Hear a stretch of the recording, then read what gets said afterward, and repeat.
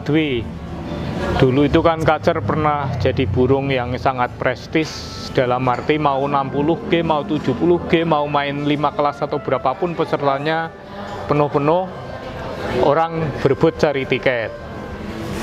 Belakangan ini secara prestis oke lah, harganya juga masih mahal ya, burung tertentu yang bagus.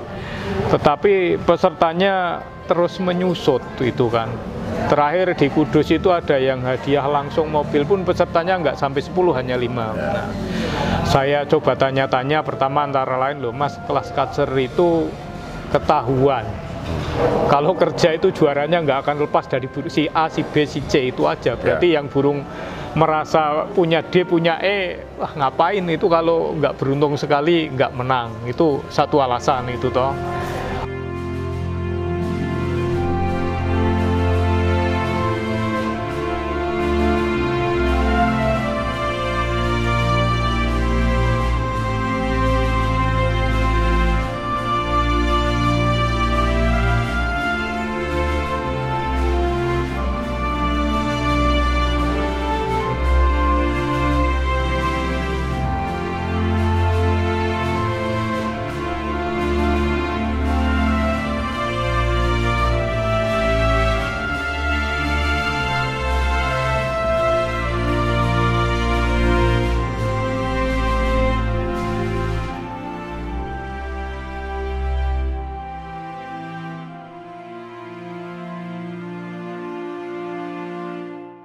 Saya coba tanya-tanya, pertama antara lain, loh Mas, kelas Kacer itu ketahuan.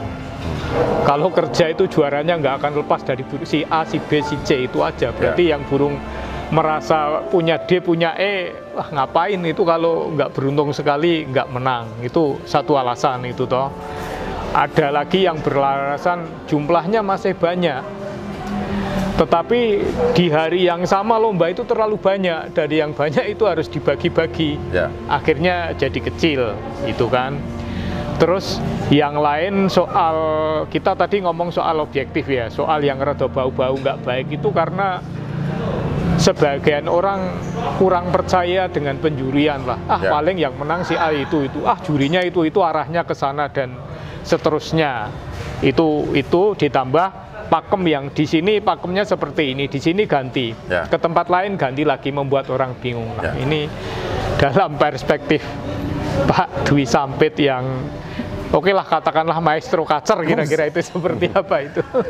Ya mungkin ada hal-hal yang harus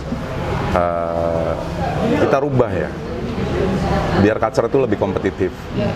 Sesuatu bisa rame itu karena kompetitif. Dalam arti kita tidak membatasi yang bawah itu untuk naik. Jadi ada beberapa perubahan sebenarnya di pakem maupun di sistem. Karena kalau kita teruskan dengan sistem yang seperti ini, lama-lama ya Kacer habis pesertanya. Karena Kacer itu sangat mudah ditebak. Ya kan, di antara beberapa burung Kacer ini hampir bisa ditebak siapa juaranya apabila dia udah jalan. Jadi ini yang kesannya Kacer itu kurang kompetitif. Ya. Jadi ada beberapa hal yang harus dirubah, misalnya dari sistem dan pakem. Ya. Karena ini masih blur. Kacer ini lebih subjektif, untuk juri masih lebih ke selera, karena belum ada pakem yang secara tegas dan jelas bahwa irama lagu Kacer yang seperti ini yang dicari, yang dianggap bagus lah. Kalau misal kayak di Murai itu kan hampir semua bisa tahu bahwa yang dicari adalah pukulan panjang, bla bla bla bla bla. Nah di Kacer ini kayaknya masih ambigu. Ada yang minta roll, ada yang minta begini, ada yang minta begini, minta begini. Makanya kita harus bisa mensistematiskan dan melogiskan semua sistem dan pakem agar lebih sistematis dan lebih logis cara perhitungannya. Jadi, kalau dari sisi peserta gini Mas Dwi, saya kan kadang kan berada di samping peserta yang entah teriak atau ngomel lah kayak gitu toh. Jadi misalnya gini, kalau ngomong lagu nomor 11, Saya menduga dia sadar burung itu mungkin ada jedanya, tapi merasa punya materi lagu yang lebih baik. Ya. Di sisi lain, ketika ada orang yang burungnya mungkin konslet lah, yang ngerol atau durasinya panjang gitu, ketika kalah juga, masa burung yang ada jedanya itu toh, burung yang pakai ngetem bisa juara. Ya. Apakah itu salah satu sebabnya yang tadi dijelaskan itu? Ya, karena tidak ada sistem dan pakem yang bisa menjelaskan secara logis dan sistematis tadi. Ya. Jadi kadang juri sekarang tuh cari aman, cari aman dalam arti lebih ke view, bukan ke audio. Yeah. Dia lebih ke view. Maksudnya pada dasarnya burung adalah yang diadu dua hal. Yeah. Yang pertama adalah tentang irama lagu, materi. Yeah. Ya. Yang kedua adalah tentang durasi, tentang keaktifan tadi. Nah, masalahnya sekarang belum ada sistem yang bisa menjelaskan secara logis dan sistematis bagaimana irama lagu yang dicari, yang seperti apa, dan parameter durasinya seperti apa. Kalau kita bicara durasi, kita bicaranya ukuran waktu kan, satuannya waktu, menit, detik, bla bla bla bla. Artinya kalau bicara durasi kerja, kita bicaranya adalah waktu. Berapa dia burung itu punya durasi kerja. Terus bicara irama lagu juga belum ada yang menjelaskan bahwa irama lagu kacer tuh seperti ini. Terus grade tertingginya adalah ini, grade keduanya ini, grade ketiganya ini, sampai grade paling dasar misal suara asli seperti ini. Belum ada yang bisa menjelaskan atau memastikan bahwa ada grade irama lagu kacer. Misalnya, grade tertinggi adalah tembakan di bawah ngerol. Maksudnya pukulan panjang disambung misalnya. Grade kedua misalnya roll panjang diakhiri pukulan panjang. Grade ketiga misalnya roll panjang. Grade keempat misalnya pukulan panjang. Grade kelima misalnya roll pendek, pukulan pendek, sampai dia ke suara asli. Sehingga sistem seleksi itu kita lebih enak. Ya kan, mulai dari grade ini, grade A nggak ada, grade kita A cari nggak grade ketemu, B. cari yang turun grade B, Ya, nggak ketemu lagi cari yang C. Terus. Dan kalau semua itu udah bisa diatur secara sistematis, juri pun tidak bingung mencari tadi. Karena kalau udah grade A nggak ada, langsung dia tahu. Grade B, terus. Nah, ini nggak ada yang mensistemasikan seperti ini. Akhirnya apa? Kembali ke selera. Akhirnya sisi subjektivitas kacer dalam hal penjurian itu tinggi. Daripada burung lainnya. Ya, jadi kan di lapangan itu kan problemnya kemudian kan muncul membanding-bandingkan antar EO kan akhirnya. Ya. Burung yang seperti punya saya ini di tempat A dan B, C itu tidak pernah hilang selama burung kerja. Kenapa di sini hilang misalnya itu dan seterusnya. Apakah karena saya nggak kenal juri misalnya kan kalau akhirnya kan keluar kayak gitu toh. Atau ada apa kayak gitu kan, kadang-kadang akhirnya muncul pikiran jeleknya itu kan dari peserta itu kan. Terus yang diomongkan Mas Dwi tadi soal grade A dan seterusnya itu kan menarik.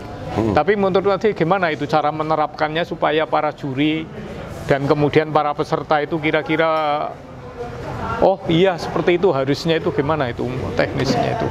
Saya pikir kalau kita bisa membuat grade yang jelas, yang sistematis, akhirnya juri juga mudah memahami. Termasuk seperti tadi, proses filter dari grade A, B, C, D itu lebih mudah karena dia pegangannya jelas.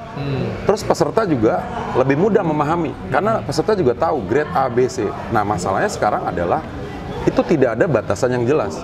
Kalau kita lihat burung yang bagus misalnya, hampir semua orang bisa tahu, oh ini burung tuh bagus. Tapi kadang dalam satu event itu burung nanggung. Nah, di situ rawannya. Rawannya adalah ada dua perbedaan pandangan antara juri dengan peserta. Karena tadi grade yang nggak jelas tadi. Gitu.